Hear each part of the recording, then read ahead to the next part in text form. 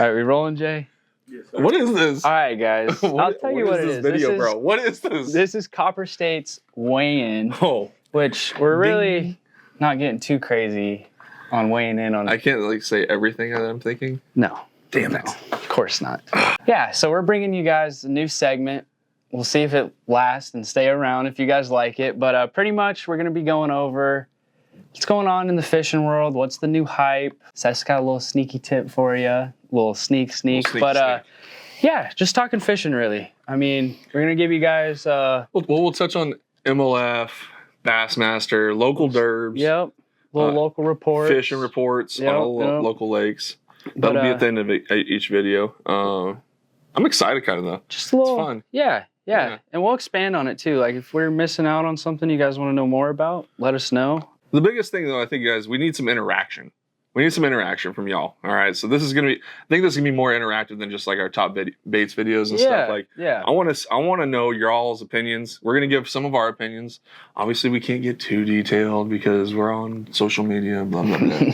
But hey, you know what? We're going to give some of our opinions and on things going on in the fishing world, as well as we got a bunch of cool hype baits. Yeah. Some new stuff coming out. Stuff we're excited about. Stuff. Let's kick it off with old sneaky tip. Yeah, sneaky. All right, so Jay's gonna throw up right here.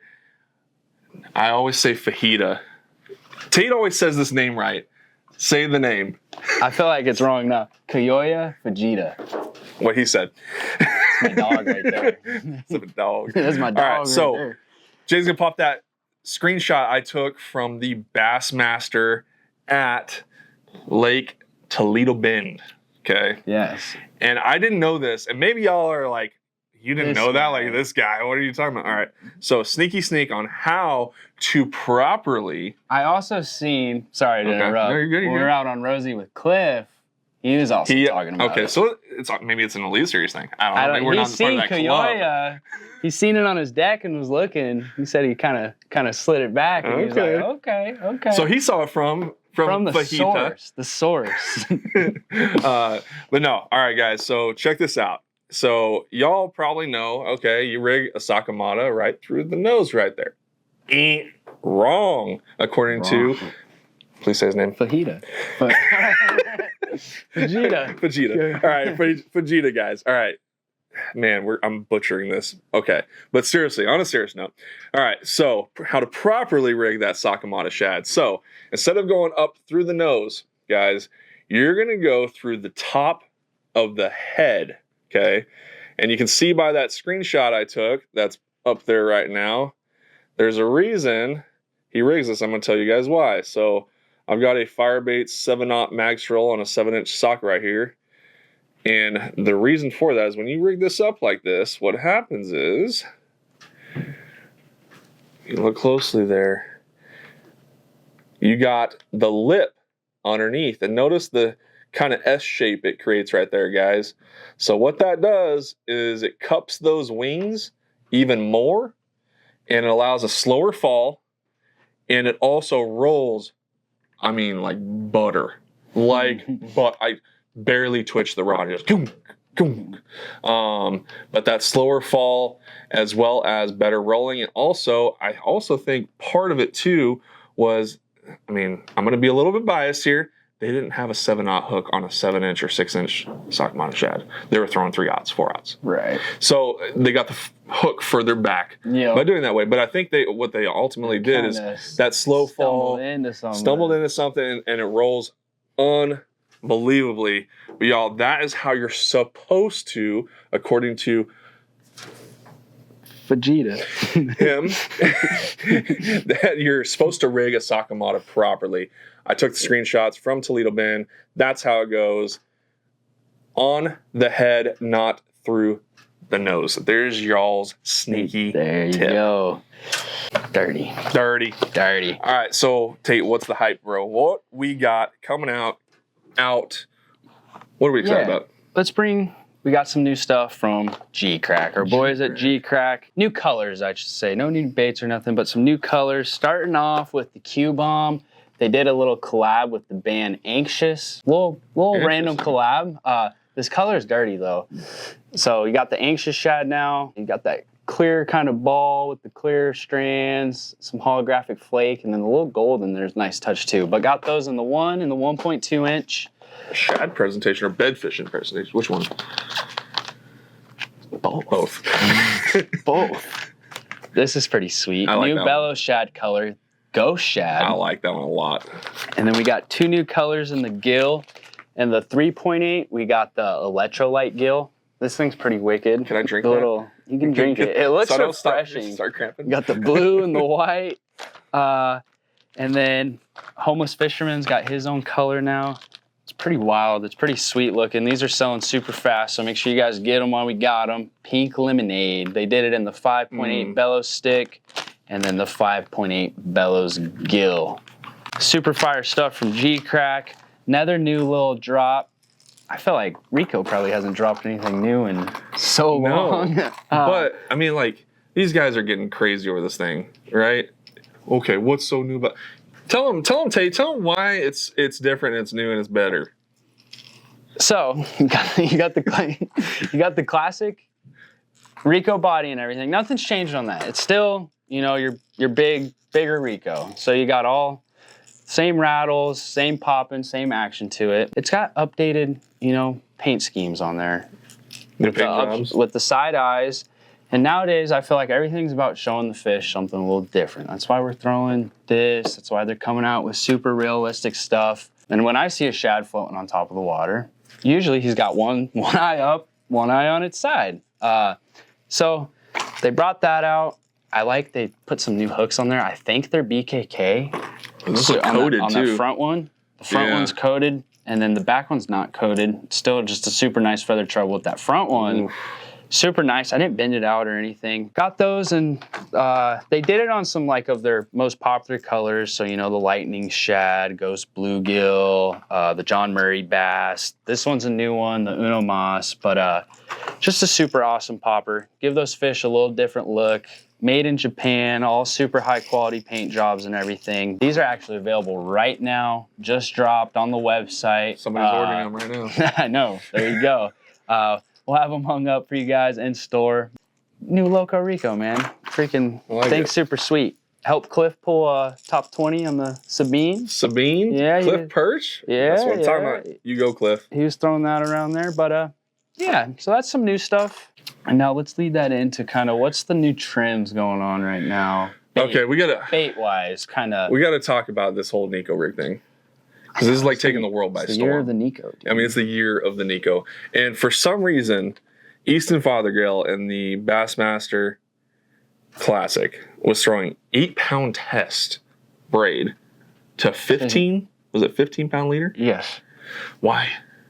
I don't understand it. There's got to be something to it, though.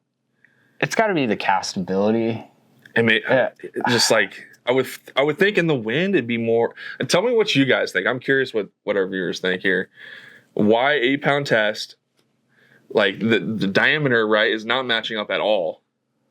Right, and like, is the braid gonna break before the leader? Right. So what's the point of running the lighter? I don't know. I mean, the dude won a classic though, so you kind of hand it to him. I mean, he knows what he's doing, obviously, but I'm curious what the reasoning was. I don't know. That's a good one. That's curious though. Yeah. So a little different Nico setup. I don't know. What else we got trend wise? We got I know we got 3 different trends over here. We got another couple things this spring, panorama on bedfish. Yep. Like that has been like a huge, especially in Texas. The panorama guys, and I've seen a lot of people are rigging it. You know, Josh Jones kind of started the trend with the axle jig head. I like it on there. A lot of guys are throwing on the axle. Nolan caught some good ones at Sag on it too, on the axle jig head. There you go. Freaking axle jig head, panorama. Man, I mean, this has been, whether you're sight fishing or you're bed fishing with scope, either way, or just fishing it, it seems to be doing really well. It has been. I've been catching a lot of big fish, especially off beds. I mean, when a lot of the big bed fish won't go, they'll eat this. And I think it's just because you just barely shake that thing. And it's just got so much action. Right. You just can shake it in place and it doesn't stop moving. But that's a big trend. Another big trend is a big worm like the Busa ribbon tail, like a big ribbon tail on bedfish on scope. That has been like a trend that I've seen in Texas and other parts of the country, is flipping a big worm or a panorama on bedfish. And I did it at Roosevelt. Yeah. And I caught every single one that I could see on scope that was on a bed on the first cast. Really? I was shocked. Nolan was with me. We caught like 8 in a row. And there was like every isolated tree had a bedfish on it. First flip, 10-inch worm, 9.6 boost of ribbon tail. I don't know what it's to it. Maybe it's intimidating. Yeah. Tell me what y'all think. I don't know. It's got to be. There's got to be something to it. I don't want that big worm up in there, dude. Right. Friggin'. This one.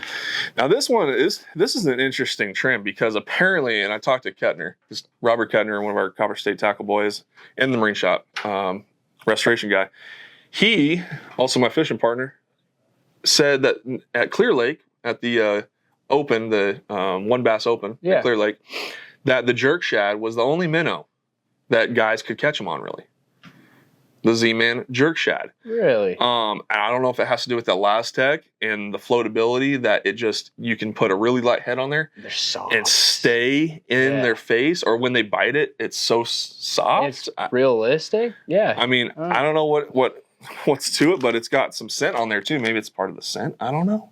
But the jerk shad was a huge deal. I mean, it for all the top guys, literally, at the One Bass Open at Clear Lake. The Z-Man new jerk shad was the deal, not a deal, like the deal, which was pretty wild. I mean, I picked some. I'm going to try them around. Yeah, I haven't tried it yet. I know we've been selling them online, especially to those Cali boys. But some interesting trends going around. Yeah, What else? And then I mean, this kind of leads us into our derby kind of overview too. So Lake Fork, if you guys seen it, was a slugfest. Tugger Smith took the dub. Congrats to you.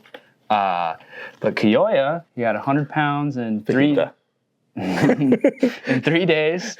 The Davey Height and them were calling it the disco ball. I mean, it looks like a disco ball. He's trying to hide it. You can only hide this so well while you're out there fishing. But the koiki, this year, that dice style, this style of bait has been taken over. I don't know. You think just something different showing the fish? I mean, it's almost seems too like it's starting to seem like, because I kind of messed around with it last year a little bit, not much. This year I've been messing around with like the Q bomb and the dice a lot. Yeah, like a lot. I haven't messed with the koiki yet.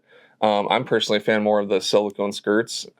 Maybe I need to mess with this one a little bit more. I don't know, but I feel like it's this time of year because of all the bass fry. And correct me if I'm wrong. I'm not sure. I mean, you guys correct me if I'm wrong down in the comments, but I believe the dice style baits were invented to imitate bass fry and a little ball of bass fry. That's what I have heard or seen. I mean, it makes sense though. You got just a bunch of little fries swimming around. Yeah. But Koya did some work with that. We got a lot of those too in stock. Yeah. So these are good. They got the 17 millimeter and the full cast. But yeah, these have been the big wave lately. Throwing it on that little RPZ talisman setup with the little Jika rig, short leader drop shot. I'm excited to start fishing this big one as a topwater. Yes. These are floating. Yes. I've been seeing some clips of it as a topwater, so that's pretty cool. But yeah, Koyoya, freaking 100 pounds, 3 days on these bad boys right there. Super awesome. But then we also got to see just some bass fishing. I know at that One Bass at Havasu, I was listening to a podcast with Roy Hawk on there. Seemed like he wanted cranking. Yeah. Throwing a DD90, a little OSP crank and stuff mixed in there. Some old school fishing, Sabine River too. Freaking poppers, buzz bait. Everybody turned off their forward facing for this. I mean, that was kind of cool. I mean, for y'all that hate scope, I mean, I'm not hating on y'all, but hey, I mean, if you like scope, whether you don't, I mean, it's cool to see where like it didn't have a factor at all. Right. You know what I mean? Like, Koyoya was still up there, freaking. Still. Not scoping. But, a bunch of guys in the scope are still up there. Yeah. Some of the OGs showed up though. John Cruz had a good derb. Cliff did. Yep. And then that MLF at Chick. Oh, that was a pretty wild sweet. one, That was pretty bro. sweed. Wild one. That last period right there with Wheeler and Lawrence went down to the wire, dude. I mean, literally, they both had a fish that would have won. Either one of them landed it, and Wheeler wins if he lands his. and Lawrence wins if he lands his in time. And Lawrence was able to get his in time. That was nuts, wild. dude. Freaking wire to wire chick. It was a little faster, you would have got that. But yeah, I mean, for the big stuff, that's really kind of it. We got heavy hitters right now. MLF at Smith Lake. That's going on. I saw Michael Neal's killing it right now. Doing good. That's good. Other than that, we got Sabine. What do they have to have after the Sabine? I haven't checked. I don't know where they're headed to. I think it's a Smalley Lake. I'm not told. Tank Killer. They're going to Tank Killer. Oh, Tank Killer. Ooh. It's back in my neck of the woods where I lived in Oklahoma for like 6 years. Yeah. Fish Tank Killer. It's a good lake. Yeah. It should be a good one. Be cool to see him on that one. But yeah, freaking. Well, local derbs. We had a lot of local derbs. They've been going crazy. A lot of the championships. Some seasons wrapping up. Southwest Customs. Yep. You had that one. You had the Let's Talk Fishing, and then you had the Open from Fishing 48 down there too. But yeah, I know which one. We'll start off with the top, which was Lyle's Southwest Custom Tackle Championship. Mick and Leland, congrats. He dropped a sack. What? Over 30? 31. Leland, 2 10-pounders just about. Yeah, that's nuts. That was wild. Yeah, so that was cool. The Open, you and Fishing 48. I don't know if I don't even want to be reminded about that, but yeah. So Fishing 48, Roosevelt, me and Nolan Smith, high school kid here that works at the shop, fishes high school events, and good buddy of all of ours. We fished the Fishing 48 Open at Roosevelt, weighed in 26.45 on the first day. Had a 4-pound lead on second, and we just could not find them second day. I exhausted all efforts.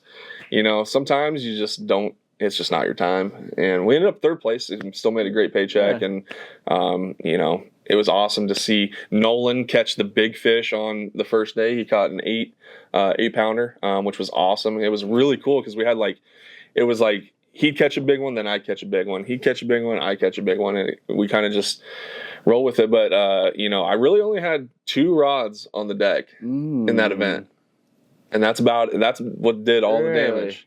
I'm curious. I'm not going to tell y'all, but I will comment down below, yes or no. Take your guess on what we caught the 26.45 on in the comments. I'll reply yes or no.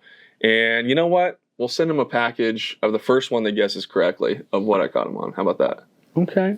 I like it. Yeah? I'm going to go guess, dude. Freaking. I like it, though. But yeah, freaking they put on... what else do we got? We had the championships. We had the Let's Talk Championship this last weekend. Yeah, they took a massive weight, 45 pounds for 2 days. So they freaking had over 20 each day. Rosie's been fishing super good Super good. Lots of big fish coming out there. Yeah. Lake Pleasant was last weekend. Yep. Had a good sack out of there. Mason won it with 19 pounds. 19 and change, yep. Freaking, that's a decent sack. Yep. But yeah, everywhere seems to be fishing good right now. Yeah. For you guys that are wanting to do some derbs, Wednesday nighters are starting up. Also got the Summer Slam series from Lyle, which I really like because he has night derbies and morning ones. Safe flight noon. So that's fun. You can take your pick. Yeah. You're a morning guy, you get night. Yeah, I know. People don't like the night bite. So if you don't like that, those are super cool. But I know we're getting ready to get on some Wednesday nighters, Saturday nighters. It's going to be fun. Wednesday nighters, baby. Why don't we hit them with the little fishing report real quick? Little fishing report. Well, let's talk about Ples first because I was just there Saturday for the Fishing 48. We ended up 8th, 1588. Had a really crazy pre-fish day, probably the best pre-fish day I think Steve and I have ever had on that lake. I mean, I thought we were going to just absolutely crack them on Saturday. It just didn't end up panning out that way, and it's not, the fish didn't move, didn't leave. We could still see them, just couldn't get them to eat. That's how it goes sometimes. But I will say the staple that seemed to come from that tournament as well as pre-fish is, a free rig. A free rig, whether it was a craw, whether it was a worm, the free rig was doing a lot of damage on that lake, targeting anywhere from that 10 to 25 foot zone. Still got a lot, some fish shallow and still got some fish deep, that have already moved out. But I will say the lake's super clear, super clear, except in the arms. I mean, it's 20 to 25 foot visibility. Don't let that scare you. Still throw your craw colors. I was catching them on an orange crusher. Okay. So don't let the clarity of that water scare you. wind is always your best friend on those types of lakes. So if you got a breeze, that definitely helps break up that water. Other than that, what we got? We got Bartlett. I haven't been up there in a little while. I haven't been up there in a little bit either. The last time I was there, though, it was fishing typical Bartlett really well. You had a mix of topwater. That buzzbait's starting to pick up a little bit, and then you got some chatterbait fish, and I could still scope them really well. So kind of had a little bit of everything. What about the salt chain? We got on the salt chain. I mean, starting at Rosie, freaking, you can go smoke them on a topwater in the morning. I haven't really caught any big ones doing that. Enough like giant. Definitely got a shot though. I mean, a big one shows up on topwater. Even in the middle of summer. You're going to run into one eventually, but super fun. Go catch some freaking 3s and 4s. Freaking doing it. And then that offshore deal, is going off over there. Your deep diving crankbaits. Caught some on the big worm. Nico rig. Been kind of pretty Pick wide your poison. Open. Yeah. As far as, dragging techniques on what you're dragging, doesn't seem like they're too picky right now. Apache. It's been a little while for Apache for me too. Yeah, Apache should be getting to that place. Usually this time of year the Rico bite gets really good there. Apache was the clearest I've seen it in a long time when I was there not too long ago for the Fishing 48 derb, and it was super clear for Apache, and a drop shot was a big player. A free rig a little bit, but I would imagine with the clarity of the water and those fish, being a lot of them spawned out already, that topwater bite is going to get really, really good at Apache, if not already. It could be going down. I was talking to a customer actually in popper and a drop shot. He said he was up there and freaking smoked him on that. But Canyon, I got a fishing report from Theo. I don't know if he talked to you about Canyon. Yeah. Let's throw Theo in there. Theo. He's going to freaking hate us, bro. Blowing up the spot. No, but Theo said they're starting some bedfish on the main lake now, finally. Yeah, main lake. Which is, wow, it's 71 degrees in the main lake, and they're all of a sudden now finally spawning. Yeah. Yeah, and Canyon's always that lake. You can go there, smoke them one day, and go back the next day. It's feast or famine. Yeah. And then all saggy. Freaking, same thing, dude. Freaking. It's hit or miss, but it seems like every time I do a trip there, we go, for a little while, and I just about the time I think, man, this trip is going to go really bad, and I don't know if we're going to catch them, and then all of a sudden we start catching them, and we get a big one, and it's like, okay, it works out. Yeah. But it's just one of those lakes right now, and I don't know if you guys know, but they moved the water up. When I was there last Friday, it was 2 foot high. Really? 2 foot high. And it has been down about a foot or two for the whole spring. So to me, it tells me I need to be getting in some toolies and throwing a frog and doing some flipping. Get them on the bank. It should get them shallower, especially now that they moved a bunch of water out. The lake conditions as far as algae and stuff is doing a lot better. So yeah, it's been looking better. I noticed last time I was up there too, the water was looking clear. Alamo was up there a couple weeks ago. It was Alamo. It was wide open, freaking smoking them on Texas rig, free rig.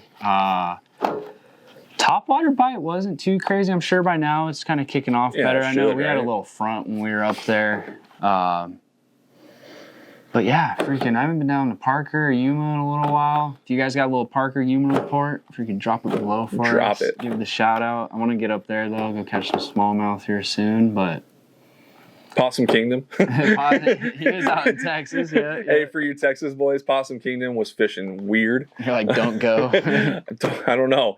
It was strange. We had a terrible practice, and we got led in one direction, and that one direction ended up working out. We ended up taking a second place. But hey, heck yeah. It was. It's been a fun spring. I'm excited for the summer. See what holds. I'm curious to know what y'all think about this kind of video, and what y'all would like to see or change, or what's y'all's thoughts on this? Yeah. Let us know. Should we cut out the elite MLF stuff? Do you want more of it? More local, more non-local? Let us more know. About baits and tackle rigging. What do you guys want? What do y'all want? But we're just trying to help you out. Yeah. We appreciate you guys watching. That's the way in. That's the way in. Peace out.